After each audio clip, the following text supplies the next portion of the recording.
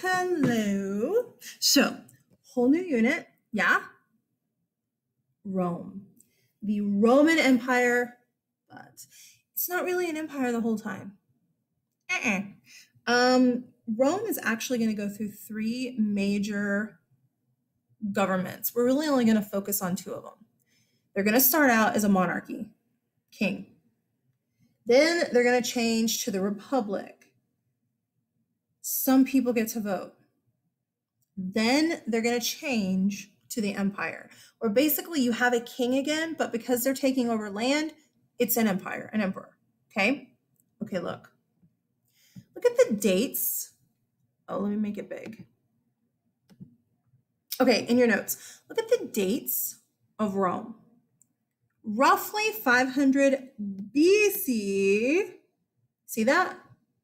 To roughly 500 AD. Okay, look. That means, bloop. Oh, why is it not drawing? Bloop, bloop, bloop. Timeline, yeah? Remember what goes here? Is there really a year zero? Over here on this side, what goes over here? Oh, you can't see what I'm pointing at. What goes over here on the, I don't know. What goes over here? Yeah? Okay, so what goes over here? Okay, look. That means roughly the dates for Rome, around 500-ish over here to around 500-ish over here. That means she straddles right here. She straddles the invisible zero, okay? She lasts over 1,000 years. Because actually, Rome is like created in the 800s BC. But that 300 years here, where you have like 800 to 500 roughly, that's the monarchy. And we're not really going to deal with that. I'm going to tell you a little bit, but not a lot. So Rome lasts for a long time. Guys, we are really, really proud of our little time. How long have we existed? I don't even know. I know it's over 200, but I suck at math. This is 2020 minus 1776, 244 years. And we're really proud of our 244 years. And we should be, right? Yeah. But is it anything compared to what you're looking at here? No. So Rome, it's pretty impressive, republic and empire, okay? That being said, oh, no. That being said, let's get started. I got a piece of, okay, let's get started with the background before we get to the republic, okay? Picture time. Oh, what am I doing?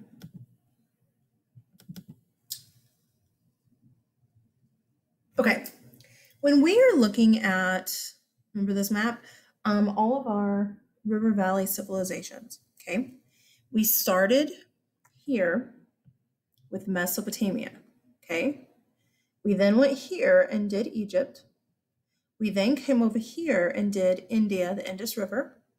We then came over here and did China. Then we went back to the west and we just finished Greece. Okay, if we keep going west, we're going to run into this. This right here is Italy. This, okay? It looks like a boot. If you turn it, it looks like a boot. This boot, see, there's the heel, there's the toe, and she's kicking a soccer ball. It's a big, like, thigh-high boot. Hold on. Oh, okay. I heard a noise, but it's just Freya getting a drink. So anyway, it's a big thigh-high boot with a problem at the thigh. Okay? That is Italy. That's Rome. Rome is right here. Like the city of Rome is right here, like on the knee.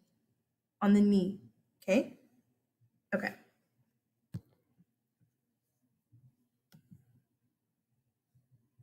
Look at this.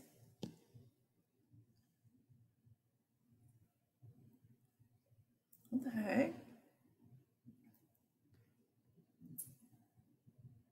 What the heck? The Romans. Freya, baby, your door's open. You can go outside. Go on. The Romans are made up of kind of a mix of three different groups of people. Okay. The Greeks, who went and settled there, like Greek colonists, mixing with a group of people called the Latins, which is where the Latin alphabet and stuff comes from. Freya, no. Mixing with this group. They are called the Etruscans. When you see this wolf, it's an Etruscan wolf, okay? And it's a she-wolf, it's a female. How do we know that? Right here. These are two little humans. Whoa. It's the story of Romulus and Remus. Okay, listen. Rome has the same basic religion as Greece. It's mythology. They even have the same gods. Okay? They just have different names because they don't speak the same language. So, like Zeus, remember Zeus, god of the sky, the king of the gods? In Rome, his name is Jupiter, but he's still the king of the gods. He's still the sky god. He's still a nasty little guy who likes women. He has a son. His son's name in Greece is Ares, not in Rome. In Rome, the god of war, Ares, his name is Mars. Oh, you're starting to notice something. In Greece, Aphrodite, the goddess of love and beauty. But in Rome, her name is Venus. In Greece, the messenger god, Hermes. But in Rome, his name is Mercury. Are you noticing something? I hope so. I hope so. Freya, what's wrong with you? She's down here whining and barking. I think she wants to play, but I can't. Okay, here's the story of the twins, Romulus and Remus. This is a much better, clearer statue. This back here is kind of like this right here is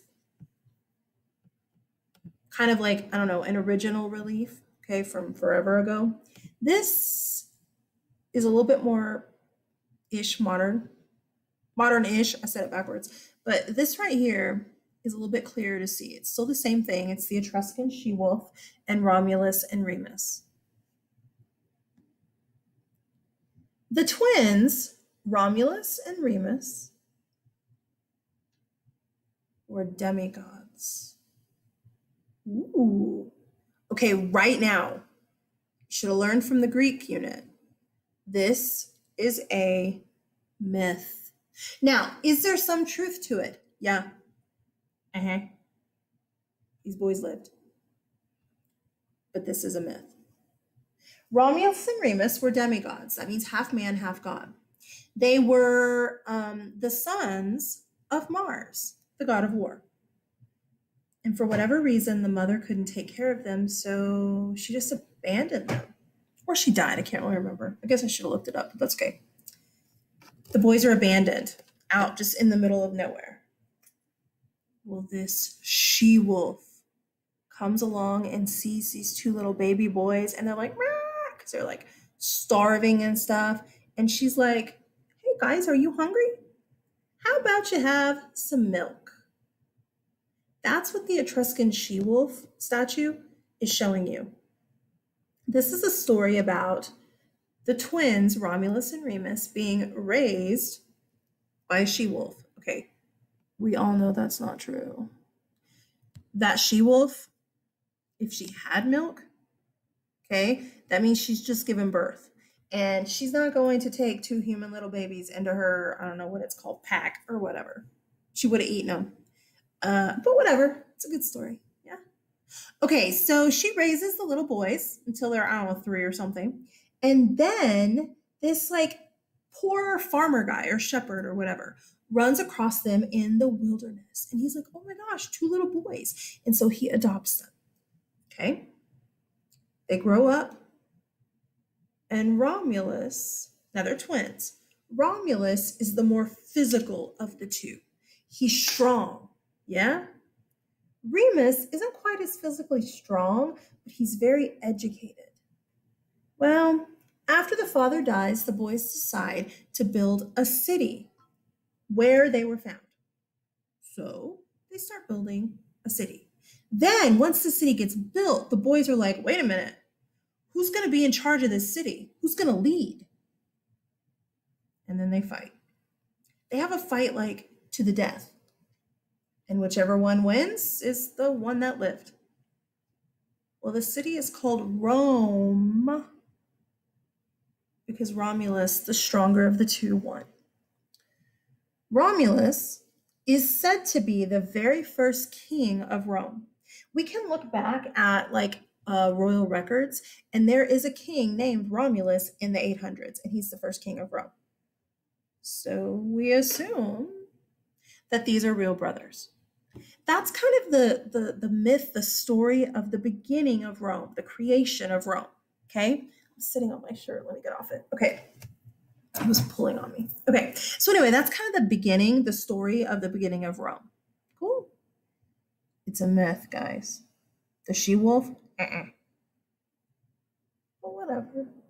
What's interesting is you see this she-wolf everywhere in Rome. Guys, I forgot to set my timer. I've probably been talking, I don't know, maybe 10 minutes. So let me go ahead and set it now so that I can keep up with the time starting now. Okay, so anyway, you see this wolf everywhere.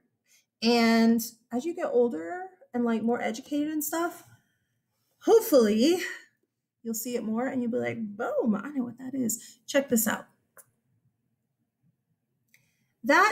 This right here, it's kind of hard to see, I guess, or it's kind of hard to tell. This right here is a door down here. Under here is a door. And this is in Italy, in Rome, Italy today. This is one of their government buildings, SPQR. This is one of their government buildings. And as you walk in the door down here, you walk under Romulus, Remus, and the Etruscan she-wolf. This is still on their architecture to this day.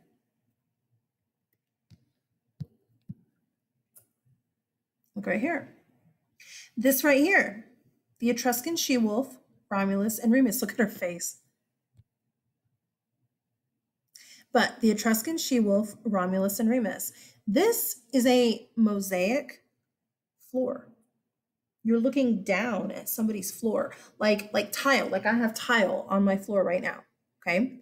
This is tile on a floor, but they do it in different colors to make it look like an actual piece of art. Isn't that cool?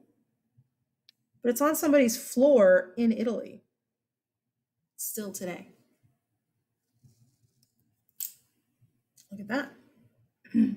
This right here is on every player's shirt. Right here. It's right here. I know because I've seen it. I've even seen them in real life. Roma. Roma is the team, the soccer team for the city of Rome. And I have seen them, by the way. But this right here is what they have, like the emblem that they have on their shirt. I can't make this picture bigger. I don't know why, but I can't zoom in. Sorry. But that's, again, Romulus, Remus, and the Etruscan she-wolf. Look right here. Romulus, Remus, the Etruscan she-wolf, and the Olympics that took place in Rome. That is what everybody saw on TV when the Olympics were in Rome. And I'm sure people were like, what is that? See, now you know. Look at this. There we go. Look. Romulus, Remus, the Etruscan she-wolf. And look where this is. The School of Latin in Boston. If you go to the Latin school in Boston, first of all, if you go there, that's pretty awesome. That's pretty impressive. But if you go to the School of Latin in Boston, that is your insignia. Mm-hmm. Check this out. This one just cracks me up. Are you ready? The Etruscan she-wolf. Again, big old statue of the Etruscan she-wolf standing outside in a park in, I kid you not, Cincinnati, Ohio. You're like, what? A lot of cities have sister cities in other places in the world. Ours in Midland is, I don't remember what city it is, but it's a Chinese city. But a lot of cities have a sister city. And for whatever reason, Cincinnati, Ohio, I guess, is a sister city to Rome. And they sent Cincinnati that. So you go to Cincinnati, Ohio, and you go to this park, and you see that. Can you imagine explaining that to your kids? See, now you know the story. You could tell your kids the story of Romulus and Remus. Freya, are you okay? I don't know what she wants. I think she wants a Chewy. It's too early for that. So, Rome. Interesting. They start out having kings. Okay, Romulus was a king. And things are okay until we get to a king named Tarquin the Proud. It looks like this. It's this, Tarquin. There, it came up. Right here. We call him Tarquin the Proud, okay? I guess his name was Tarquinius. I wouldn't have even known that. He's right around the year 535 BC. Check this out. 535 BC. Tarquin the Proud is a tyrant. He takes over, and he's great. People love him. They're like, oh, he's wonderful. What a wonderful man. And then his devil horns come out. He is a tyrant, and the people of Rome overthrow him.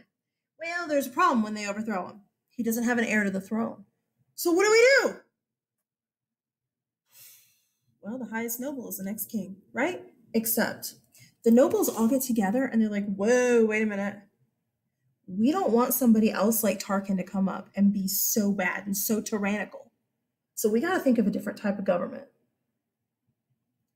Takes them a little bit, but they decide to copy Athens, Greece, by creating a republic.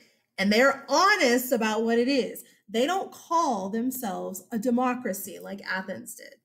They call themselves a republic. This piece of hair, I keep seeing it. It's like driving me crazy. Okay, there we go. There we go. Anyway, they call themselves a republic, not a democracy. Okie dokie. Because they're only going to let certain people vote. And we'll talk about who that is in a little bit. All right. But they decide to create their republic right around the year 509. Okay. Now, when they create their republic, they also make a vow. We will never again have a king. One man ruling is not okay. We want a group of people to rule. People voting. That's the way to go. Well, for 500 years, that's going to last. But in about 500 years, we're going to have a king again. He's just going to call himself an emperor instead. Okay. Social classes in Rome. I know everywhere you're learning different names for different social classes, and you're like, ugh, why are they called different things in different places? I don't know. I didn't do it. I didn't create it. I don't know. You have two new vocab words for the social classes in Rome. The upper class are the patricians. The only way you can be a patrician is to own land. Owning land was a really big deal in Rome. Everybody did not own land. Only the nobles, only the upper class, only the patricians. The patricians are the nobles. They are the landowners. Everybody else lives on their land or works their land, but they actually own the land. Now, if you're a patrician, you can be in the government. Ooh. So if you're not a patrician, you don't get to be in the government. You also don't get to vote. Only patrician men could vote. You're like, seriously? Yeah, this shouldn't be a surprise to you, I wouldn't think. Only patrician men. So in order to be a patrician, you have to own land. Okay, so let's buy land. Well, that's going to be a bit of an issue. That's going to be like the driving issue that really starts pushing the republic down the drain, collapsing it. Okay, so remember, the only way you're a patrician is if you own land. And the only people who can vote in Rome are the patricians. Okay? Okay. Everybody else, this is a weird word. And it is a weird word. Plebeian. Plebeian. Plebeian. When you're spelling it, be careful, like on your vocab quizzes, with this, because that is weird. E-I-A. It's weird. It's Latin, plebeian. Okay. The plebeians are the common folk, the regular people, the not nobles. It's basically everybody else that doesn't own land. So you could be middle class merchant or an artisan. You could be. You could be rich as an artisan or a middle class merchant, but you're still a plebeian. Sorry. Okay. You could have soldiers that are plebeians. You could be just a city worker that has like a construction type job or whatever. You could have, or you could be a farmer. You don't own the land that you farm. The patrician owns the land, but you are the one who actually works it, or the lumberjack or whatever. You're just a normal person who doesn't own land. Okay, kids ask me every year. So what if you own a house in the city? It doesn't count. Nope. You have to have your own patch of land. That's what makes you a patrician. Okay? So you could have a patrician that isn't rich. The patricians, their nobility is not based on wealth. Although, I mean, most of them are wealthy, because if you own land and people live on the land, well, more than likely you're going to tax people, have them pay rent. Okay? So you are getting money from people. But it is possible, absolutely, to be a poor patrician or to be a rich plebeian. Absolutely possible, because it's based on, do you own land? Okay, so if you're a rich plebeian, why don't you just buy land?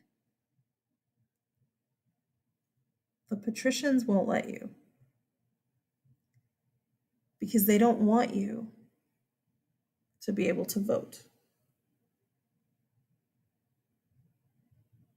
Imagine for a minute if the patricians let all of the merchants who actually have wealth buy land. Those merchants have a plebeian mindset, not a patrician mindset. If they can vote, can they make some serious changes in the government? Yep.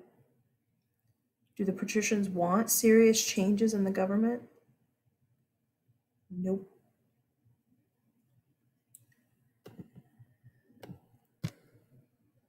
this, if I can, there we go. This is showing you just kind of what they would dress like, okay? I know it's just a cartoon. But this shows you over here on this side, this is a nope. This is a patrician couple, okay? When you see these like long togas like this, and you see the purple or red stripe coming down, we're senators. I'll explain the Senate in a minute, but they're part of the government, okay? So these right here are patricians, the upper class. These right here might be your low-class plebeians, okay? You should be able to tell a pretty obvious difference. Now, y'all, patricians would wear outfits, little short dresses, but they were nicer than this, okay?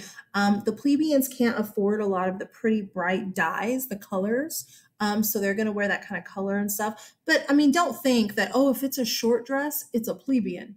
No. They will have these short little dresses too, but they're going to be nicer materials, okay? So this is just kind of showing you what the plebeians and what the patricians might look like. Now, Rome has more slaves than anybody else we've seen up to this point, but we'll deal with the slaves a little bit more later, okay? They use slaves like crazy. Right here is just another little picture showing you a whole bunch of different social statuses all in one. Right here, you have some patrician women. I think that's a man right there, but sorry. You have patrician women right here and patrician men right here, the rich. You have, I don't know if that's a boy or a girl, a patrician man, woman. And then right here, you have a servant. This right here is a plebeian. Right here, okay? She may be like a servant, a nanny, a whatever to this kid, but that's a plebeian. And then over here, you have another plebeian. And then you have two plebeian boys running. And then right here, we have a patrician boy. And we have a patrician man who is a senator.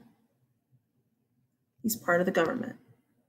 And then up here, you see two more plebeian men. Oh, and who knows? Plebeian, but who knows? Okay. So this is just kind of a scene of what it might have looked like.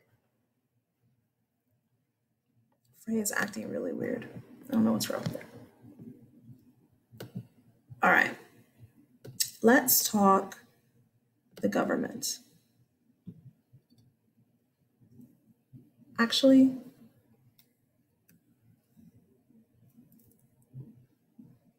I'm going to go ahead and stop. I know this is a short video, but I won't be able to do more than that in one day. So we'll go ahead and stop there. Okay, bye.